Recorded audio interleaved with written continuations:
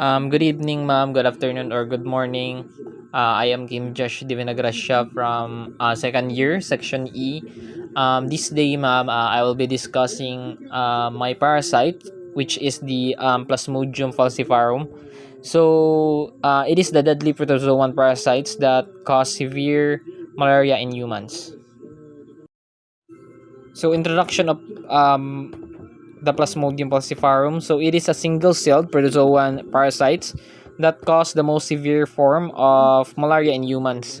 So it is transmitted through the bite of infected anaples mosquitoes, and which act as the vector for these deadly parasites. So these microscopic organisms is predominantly affects the regions with tropical and subtropical climate where the Anaples mosquito thrives.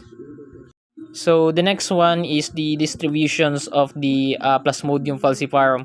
So the deadliest malaria parasites is predominantly found in tropical and subtropical regions of the world. So the regions with the highest malaria burden include the sub-Saharan Africa, Southeast Asia, and parts of South America. So countries like Nigeria, the Democratic Republic of the Congo, India, Myanmar, Brazil, and Peru are the hotspots of the malaria causing the parasites where the Anaples mosquito vectors thrive in the warm and humid climates. So the habitat of this Plasmodium falciparum. So these parasites is primarily resides inside the red blood cells of the human host.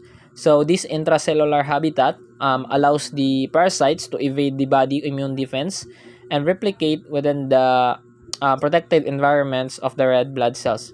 So mosquitoes of the Anopheles genus serves as the vector for transmissions of Plasmodium falciparum between human hosts. So when an infected mosquito takes a blood meal, it injects the parasitic sporozoites into the humans. So the bloodstream initiating the complex life cycles of the malaria parasite. So next one is the morphology of this parasite. So first is the small single celled. So Plasmodium falciparum is an extremely tiny microscopic organism measuring only 1 to 2 micrometers in diameter, about the size of the red blood cells. The second one is the intracellular parasites. These malaria-causing pathogens and obligate intracellular parasites, meaning it can only survive and replicate within the host own cells, primarily red blood cells. And then the third one is the color transformation. So it is easily stages. The parasites appears transparent, but as it matures, it develops a dark pigment that give it a distinct coloration. Next is the life cycle of this parasite. So where it this began. So first is transmissions. Infected Anopheles mosquitoes inject sporozoites into the human bloodstream during blood meal, initiating the parasite's life cycle. Second is the liver stage. The sporozoites travels to the liver where they infect the liver cells and multiply, transforming into merozoites. Next is the third one is the blood stage. Merozoites are released into the bloodstream where they invade the red blood cells, leading to the onset of malaria symptoms. And the last one is the replicate and rupture. So inside the red blood cells, the merozoites replicate rapidly, eventually causing the cells to rupture and release more merozoites, spreading the infection.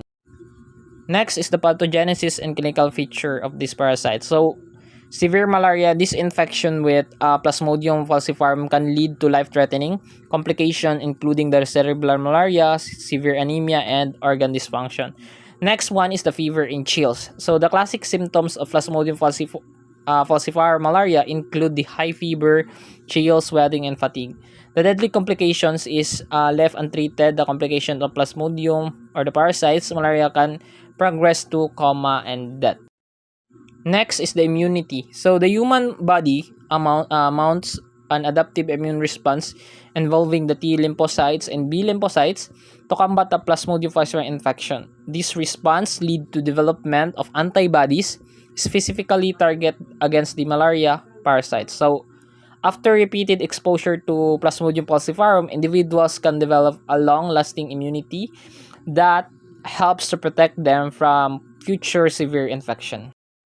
The diagnosis of these parasites is include the microscopic analysis. These blood smear examinations under the microscope remains a gold standard detecting the presence of the parasites. Another one is rapid diagnostic tests. These antigen-based rapid tests provide quick screening of the parasite.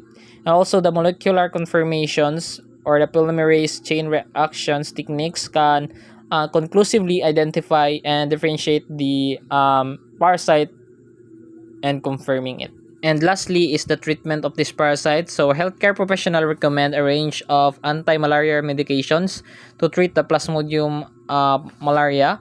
And the first line treatment is the artemisinin-based combination therapies or the ACT, which combine the antimensin derivatives with other anti-malaria drugs to effectively combat the deadly parasites. So in addition to target the anti-malaria medication, supportive care is crucial to manage the symptoms and complications associated with severe parasites infections such as high fever, organ dysfunctions, and cerebral malaria. And that's all. Thank you.